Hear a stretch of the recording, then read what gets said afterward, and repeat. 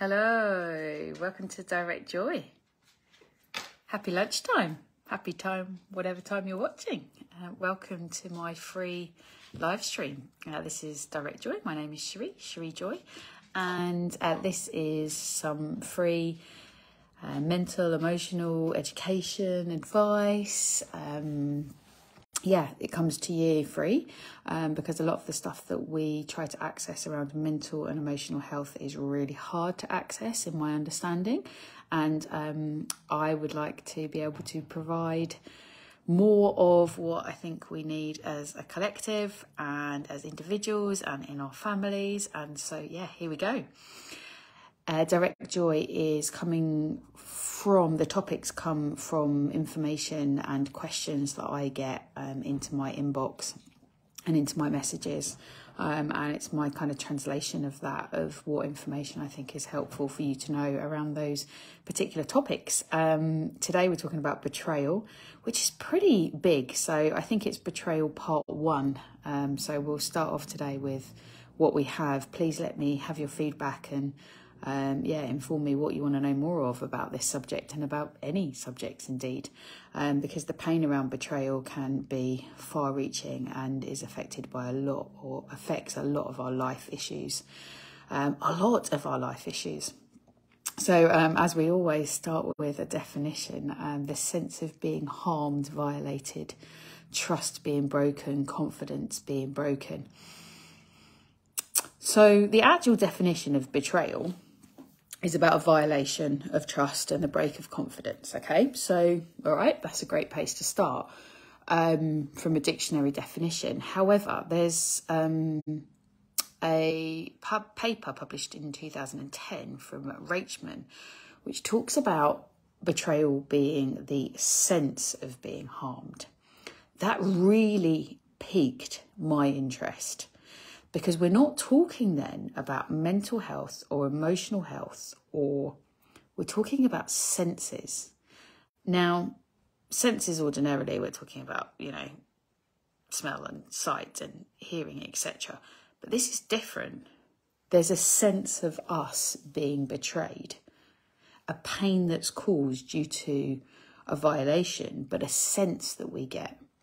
So this means that we're talking about something much, much, much deeper, because it's affecting us at a level of our senses and not our senses as we know them, as in smell and taste and touch. Now that for me is pretty profound, because it means that the pain and the distress and the trauma is reaching us at a different level. And therefore, that's a level that therapeutically we know we can reach, because it is affecting us in our trust and our relational aspect, which is what therapy is all about. Relational therapy is about. And so how do we cover a direct joy about something that's relational? Because this isn't therapy. However, our aim for this is to be seeking healing and therapeutic approaches. So life-altering things happen when betrayals happen, when there's infidelity, when there is disclosure of something that we trusted someone with, when there is disloyalty, dishonesty, when someone cheats us in some way, be that financially, be that in a relationship, be that whatever, when we feel cheated, when we get a sense of betrayal. It is hard though, right? And are we then going into the realms of victim and persecutor if it's harm? If we feel harmed, if that attack has come in at us, therefore we feel like the victim. We are the victim, or do we have a sense of the victim? I want to unpack that a little bit deeper and actually understand from 3 points in the fact that some of the other work that I do in women's circles and in the understanding that I have of communities and coming together collectively. What is it about betrayal? The other betrays us. We feel betrayed. Okay, victim, persecutor, standard. But what is it then if we go deeper into our understanding of that incident or that situation where actually we feel like we've betrayed ourselves? Because sometimes we find ourselves in friendships or relationships or situations or even decisions we make at work, decisions we make with our parenting, decisions we make in the playground of who to talk to, who to not talk to. What happens then when we feel like we've actually betrayed ourselves? What anxieties come up for you? I'm getting a like in my throat there. What actually comes up? What's hard to speak? What's hard to speak even to ourselves? And when I think when we think on this three-pronged perspective to betrayal, it gives us much more of an insight into actually who we are with that and actually what that experience is. It takes us out of right, wrong, black and white thinking. It takes us out of I'm going to be light or dark, or I'm going to do the depths of the work, or I'm going to rise to this. Rather than actually facing this as an attack, it allows us to open up much more of a conversation piece. So there are kind of, let's kind of bring it back to the kind of standard understandings of the process of betrayal. And I, as you have heard before, love the book, How to Survive the Shipwreck. And I think that helps us and can help us enormously when we find that actually we need to go to a plan B of life. There's also some plan B books that are fantastic that I could recommend as well. Because sometimes that happens, right? When vows have been broken, when promises have been broken, when we find ourselves, grieving for a life that we thought we were going to have, when we find ourselves grieving for lost ones, when we find ourselves grieving lack, when we find ourselves not promoted, when we find ourselves actually not this month. This is hard stuff.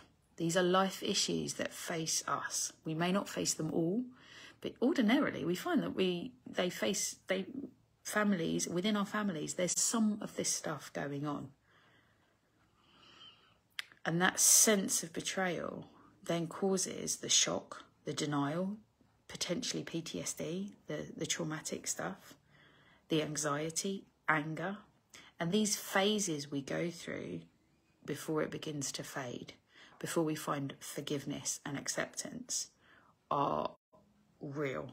I've just whizzed through them really quickly, but let's take a moment to go through them. Shock, denial, trauma, anger.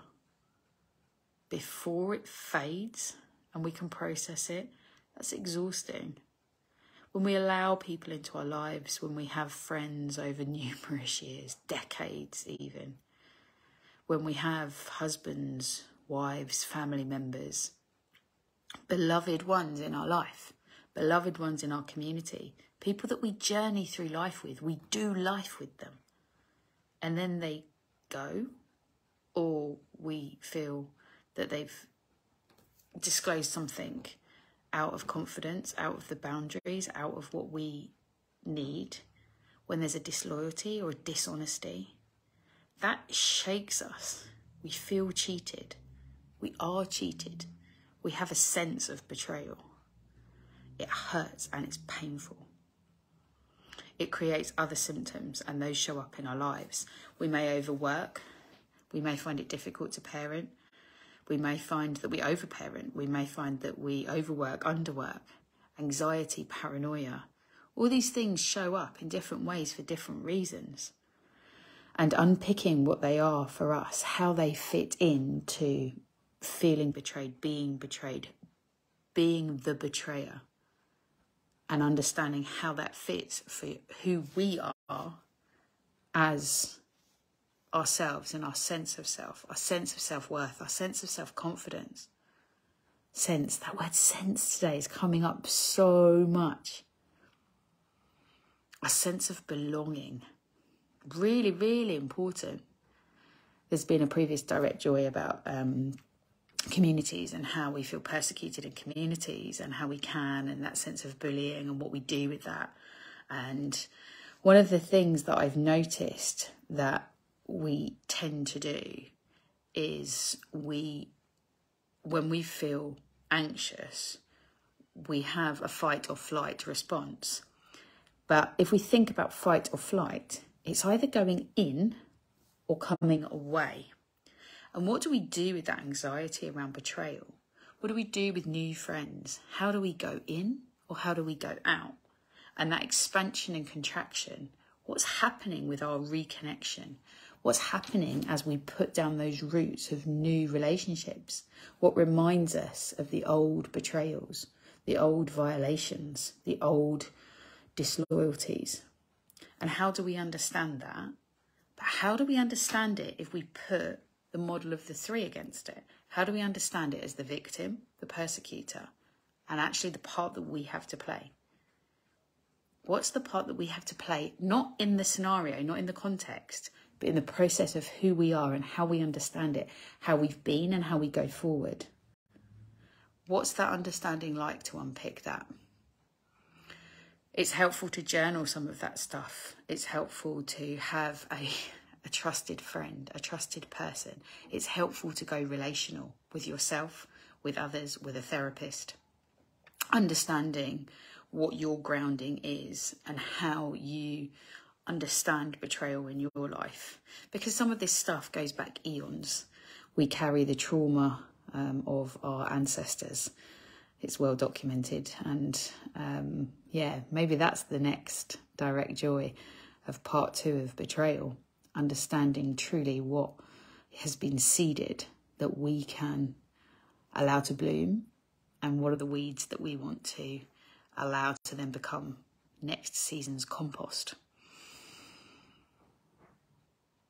The loyalty that we can have with ourselves that allows that process to happen, allows that beginning of reconnection, allows that beginning of acceptance, allows that beginning of forgiveness, maybe, hopefully.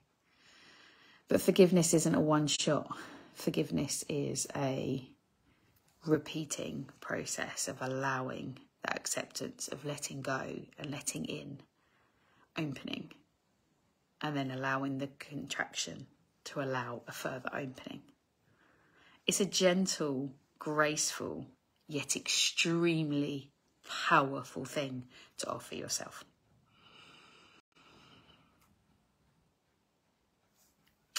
Where do we start with this? Because that's always the how, isn't it? I've mentioned journaling. And I think that's a really good place to start. A really good place to start also is with nature. Understanding the loyalty that we have to ourselves with nature. Understanding that we are nature and we are part of that.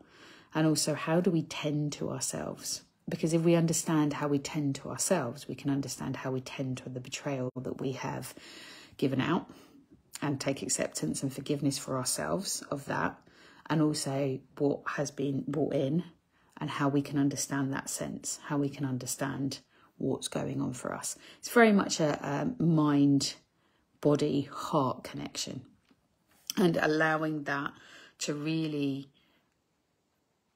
start is to start where you're at. Pima Chodoro, I can't pronounce her name, but again, I'll put the link in the comments. It's very much about starting where you're at. I woke up this morning to an enormous amount of rain, a storm. And today, as you can see, there's lovely sunshine where we are here in sunny Bexhill, which is wonderful for me because, and for the women that I do life with, because we have a women's circle this evening, starting at 7 p.m. at Pit Stop. And that's a phenomenal allowance of allowing ourselves to do that work, allowing the stories to be told. And I would say that's the place to start. Start where you're at. Start with your story. What's your story that is seeking your acceptance? What's your story of betrayal that is seeking your sense of love and that is seeking an understanding? Allow it to seek out, just like the water seeks out in the river. If you need to seek out me, you know where I am. If you need to seek out the next level of betrayal and understanding it, understanding the pain and moving through, let me know any questions you have, anything that this has sparked up for you that you'd like to hear more of, and that will be in the next Direct Joy. But for today, thank you very much for joining me, either on the replay or here live. Hello, everyone who's live. And yeah, if you are more interested in the work that I do, check out my website, www.cjoy.co.uk. We've got more things coming. Wise and Joy is coming really soon, which is my membership package. So that's going to be launching in January now. So get in contact if you would like a first look at that, because the first look is coming. Well, it's ready. The first look is ready. So yeah, if you're really keen and really eager, let me know, because it is raring to go, ready to be on the shelves for public consumption for the collective in January. So that's 2023. Wise and Joy is coming for you. And yeah, if you're going through any shipwrecks and you need some support, I'm here. Let me know. And in the meantime, Instagram, YouTube, Facebook, WhatsApp, however you connect, I'm here. So sending you all an enormous amount of love on this sunny day, and take very, very, very, very good care. Lots of love, peace and joy.